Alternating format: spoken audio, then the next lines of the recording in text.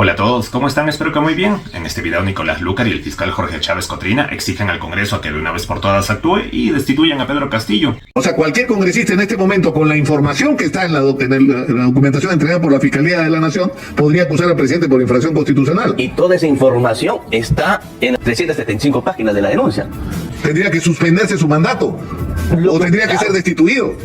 Esos temas tiene que dilucidarlo el Congreso de la República, porque está en un momento histórico el Congreso de la República frente a estos hechos, porque las evidencias que tiene la denuncia de la señora fiscal de la Nación son muy claras. No se trata solamente de dichos.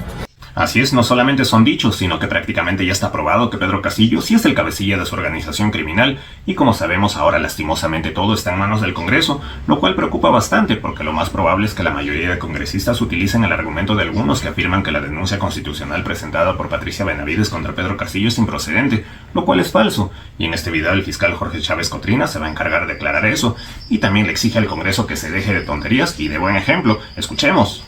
Está con nosotros Jorge Chávez Cotrina, fiscal coordinador de la Fiscalía de Lucha contra el Crimen Organizado. El tema es el siguiente: según la Constitución del 93, el presidente solo puede ser acusado, lo dice literalmente, sí, en la lista de delitos por traición a la patria. No dice corrupción, no dice colusión, no dice organización criminal. El único, es increíble que así sea, pero así es. Exactamente. ¿No es cierto? Es una barbaridad, eso tiene que ser cambiado, debió ser cambiado hace rato, porque hace rato que además le damos vueltas a este tema y el Congreso no toma la iniciativa de producir el cambio. Pero eso es nuestra realidad.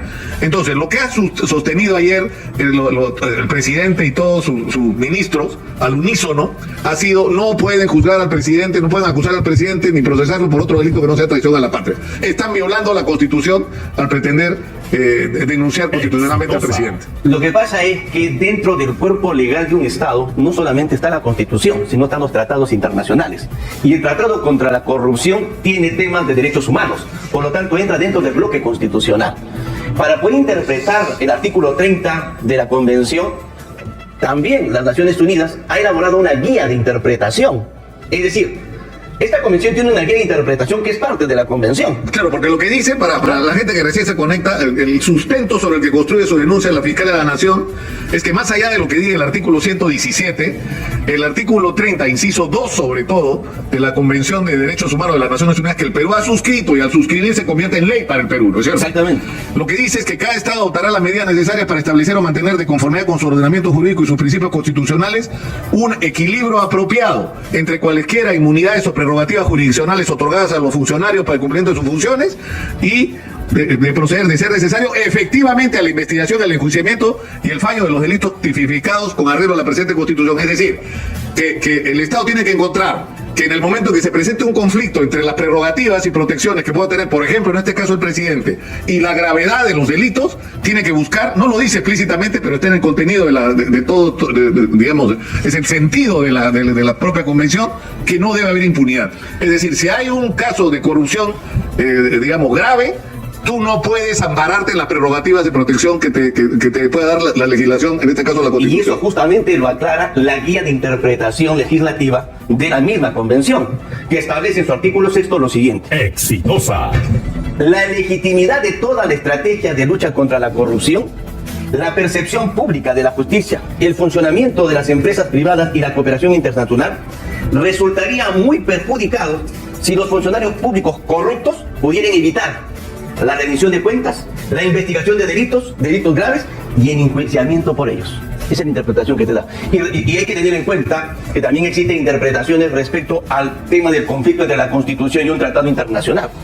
Ya se ha establecido a través de diferentes jurisprudencias, tanto de la Corte del Tribunal Constitucional peruano como de las Naciones Unidas y de la Corte Interamericana de Derechos Humanos, que cuando hay un conflicto entre la Constitución incluso y un tratado internacional, como son las convenciones, que tienen que ver con derechos humanos, lo que prevalece por encima incluso es el tratado es el tratado internacional. Y conforme lo han interpretado expertos respecto al tema convencional, esta convención contra la corrupción tiene temas de derechos humanos y en consecuencia está dentro del bloque constitucional. O sea, en resumen, lo que está pidiendo la Fiscalía de la Nación al Congreso es que le permita continuar con la investigación y dar la segunda y seguir con el segundo paso. ¿No es cierto? Porque el juez Checli, que es el juez que revisó este tema y que fue el que dijo, es verdad, la Constitución, si bien dice que el presidente no puede ser acusado sino por los delitos contemplados en el artículo 117, en ninguna parte dice que no puede ser investigado. Pero además, y autoriza Lucas, la investigación. hay que tener en cuenta que el juez supremo tampoco desarrolló el tema de la acusación porque no era parte de la petición de la parte. Simplemente hace una mención, pero no la desarrolla jurisprudencialmente, porque no era el momento. El tema era si es que el fiscal podía investigar primeramente o no. Sin embargo, es una mención, pero obviamente no la desarrolla. Ahora, pero ¿qué pasaría? O sea, para poder procesar al presidente, es decir, para seguir, o sea, avanzar en el proceso de investigación, lo que ahora se llama investigación preliminar, ¿no es cierto? Luego viene la acusación. El presidente tendría que dejar de serlo, tendría que suspenderse su mandato, o tendría que ser destituido. Esos temas tiene que dilucidarlo el Congreso de la República. Ya como lo ha hecho la Señora Fiscal de la Nación y lo dicen todos los opinólogos, esto ya está en el campo del Congreso de la República. Y obviamente nosotros como fiscales, que siempre respetamos que nuestra independencia y respeto a nuestros fueros, también tenemos que respetar los fueros del legislativo. Esperemos que decida el Congreso de la República. Creo que está en un momento histórico el Congreso de la República frente a estos hechos, porque las evidencias que tiene la denuncia de la señora Fiscal de la Nación son muy claras. No se trata solamente de dichos, conforme dice, ¿no? Dice el Poder Fiscal, el testigo protegido. No. Si uno revisa la denuncia de la señora Fiscal de la Nación, es una denuncia bien estructurada. Y no solamente por delitos, sino que establece cada una de las preposiciones fácticas que conforman la teoría fáctica del derecho. Pero lo más importante, cada preposición fáctica está respaldada en evidencias documentales, que es lo más importante, y o sea, claro, porque las informaciones. El día de ayer en la conferencia de prensa para la prensa internacional, lo que se ha tratado de hacer por parte de los representantes del gobierno ha sido desacreditar la denuncia diciendo que está basada simplemente en dichos de persona. Esto no es bueno. Así. Si uno revisa la denuncia, solamente hablando de página, más del 70% es la relación de todas las evidencias, pero no solamente relación de evidencias, sino que los fiscales han tenido el cuidado de establecer esta evidencia, con esta evidencia pruebo esto, con esta evidencia pruebo esto, con esta evidencia pruebo esto, así lo está. Es decir, está muy bien estructurada, no es un índice de evidencias, y eso es lo importante. Está bien clara, y sobre todo porque han respetado todo lo que es la teoría del delito desde el punto de vista penal y todo lo que es la teoría de la prueba, que es en el tema procesal penal. Cada evidencia demuestra esto, o sea, tiene que haber una relación causal entre la evidencia y lo que yo necesito o estoy estableciendo, porque a estas alturas todavía no estamos hablando de prueba, estamos hablando de evidencias. Entonces, la denuncia está bien estructurada y las evidencias son contundentes. Entonces, frente a ese acopio, ese cúmulo de evidencias, no solamente declaraciones, sino sobre todo documentadas y que han corroborado la existencia de esta presunta organización criminal, la Fiscalía de la Nación pues no puede decir acá no pasa nada. ¿Qué hago con esta información? ¿Me la guardo hasta 2016? Claro, que es la interrogante. Es decir, la Fiscalía de la Nación hace la investigación hasta donde se le está permitido legalmente y llega a la conclusión de que lo que tengo acá es la evidencia de la comisión de una serie de delitos. Exacto. Y de la configuración de una organización criminal. Ya, entonces la guardo en mi cajón hasta el 28 de julio del 2026. Si hiciera eso, la señora Fiscal de la Nación estaría cometiendo delito de omisión de denuncia. Primero, al guardar las evidencias estaría en delito de encubrimiento real y consecuentemente en encubrimiento personal. O sea, se convertiría ella, digamos, en cómplice de esa organización criminal a la que ha investigado o cuya existencia ha determinado. Ahora, el problema es que, ya, la Fiscal de la Nación dice, ya, yo he llegado hasta acá, he reunido las evidencias, he recogido versiones de testigos, de colaboradores, he revisado documentos, videos, he revisado contratos, circunstancias, encuentros, se ha revisado, entiendo, también la geolocalización de las llamadas y la ubicación de las personas para corroborar. Hay escuchas telefónicas, incluso entiendo que hay grabaciones, algunas de las cuales seguramente aparecerán en los próximos días, porque entiendo que hay más información aparte de esta, porque esta se refiere solo a algunos casos de los que están investigados. Hay otros que continúan en investigación. Esto tiene solamente dos casos. El caso Tarata y Oceánica, tres a otro. Dos casos tiene, ¿no? Nuestro Perú también. El caso, por ejemplo, de los congresistas no está acá. Y no está el de los ascensos. No, tampoco. Son otros casos. Estos son los casos. Claro, digamos, entonces, la Fiscal de la Nación llega a este punto. Dice, yo he avanzado con el equipo especial hasta este punto.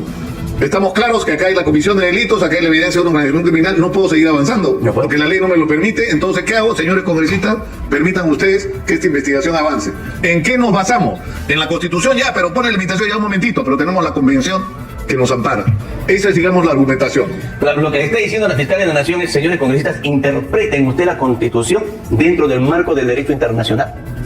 Eso es lo que está diciendo la Fiscalía de la Nación. Porque el marco del derecho internacional, que son las convenciones, permite, de acuerdo no solamente al artículo 30, inciso 2, sino al artículo 6 de la guía, para que estos casos no queden impunes. Le está diciendo, está bien, tu constitución puede decir esto, pero la convención dice otra cosa. Ahora, es decir, la Constitución habla que el Ministerio Público no puede acusar al presidente por la comisión de delitos, pero hay delitos que no solamente los hechos que los configuran suponen una infracción penal, sino además una infracción constitucional. Por ejemplo, el caso de la fuga, de las personas que están prófugas, de las personas que están evadiendo la justicia. Si se acredita que el presidente ha colaborado con su sobrino, con Bruno Pacheco, con Juan Silva, para que escape, para que se mantengan en la clandestinidad de alguna manera, no solamente ha violado la ley, sino violó la Constitución.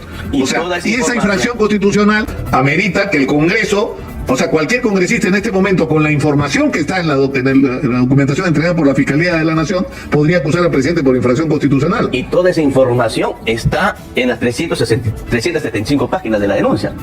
O sea, toda esa información está ahí. Es decir, Aldo tiene razón en ese sentido. Cualquier congresista puede analizar los hechos, las evidencias y puede hacer suya, ¿no es cierto?, la teoría fáctica del Ministerio Público y ir por ese camino. Pero ese es un tema que tienen que resolverlo los legisladores, ¿no? Ahora, para terminar y para resumir, lo que ustedes dicen es lo siguiente, es decir, lo que el Ministerio Público como institución está diciendo. Es cierto que el artículo 117 establece esta limitación. Sin embargo, nuestra investigación ha determinado que hay una cantidad suficiente de evidencia para considerar que acá se han cometido delitos e incluso la configuración de una organización criminal. Nosotros no podemos seguir esta investigación si es que el Congreso de la República no nos habilita. Y es cierto que hay, digamos, una discusión de interpretación constitucional acá, pero tenemos algo a nuestro favor, que hemos suscrito al Convenio de Naciones Unidas, que permite que una decisión de esta naturaleza sí pueda ser tomada por el Congreso de la República. Eso es lo que ustedes dicen. Efectivamente. Y esto va a generar polémica. Esta semana es fundamental, las próximas que vienen también. Va a haber opinólogos constitucionalistas, penalistas, que van a estar de un lado y de otro. Y eso es bueno, últimamente, porque seguramente al Congreso le va a dar luces para que puedan finalmente tomar una decisión correcta. Pero hay que tener el mensaje que le estamos dando a la sociedad. ¿Cuál es el mensaje que tú le das a los jóvenes, a los estudiantes universitarios? Anda, postula a un cargo público, anda, roba, que no te va a pasar nada. ¿Ese es el mensaje que estamos dando? Ese no puede ser el mensaje. El mensaje es esto: si tú cometes delito, tienes que asumir las consecuencias jurisdiccionales y legales de tus actos. Ese es el mensaje que tenemos que dar y no decir, anda, postula, que roba lo que quieras, que a ti no te va a pasar nada porque el artículo 117 te va a proteger. Y eso es un mensaje totalmente equivocado y peligroso para nuestra juventud. Nada que agregar. Muchas gracias a Jorge Chávez, doctrina fiscal, que lucha hace bastantes años contra el crimen organizado y la corrupción. Muy bien dicho, señor fiscal. Lo ha dicho todo bastante claro y después de esto solo los que han sido comprados van a seguir justificando lo injustificable y van a tratar de hacer hasta lo imposible por bajarse la denuncia constitucional contra el presidente. El resto de congresistas que sean por lo menos medianamente decentes pues tendrán que hacer lo correcto y de otro modo ellos saben muy bien que la gente ya se cansó y de verdad las calles se les van a ir encima. Y de hecho yo soy de la idea que el Congreso solamente va a funcionar cuando le metamos presión. De otro modo todo va a seguir igual porque la mayoría de congresistas, no todos, pero la mayoría prefieren tener a Castillo como presidente y ellos terminar su periodo a arriesgarse a sacarlo y tener que convocar nuevas elecciones. A eso ellos le tienen terror porque van a perder ese sueldazo que tienen. Pero bueno, eso es lo que yo pienso. Cuéntenme qué es lo que piensan ustedes. Los voy a estar leyendo en los comentarios. Y si les gustó este video, por favor suscríbanse a este canal y activen la campana de notificaciones. Muchas gracias de antemano. Ahora sí me despido. Ya hasta la próxima.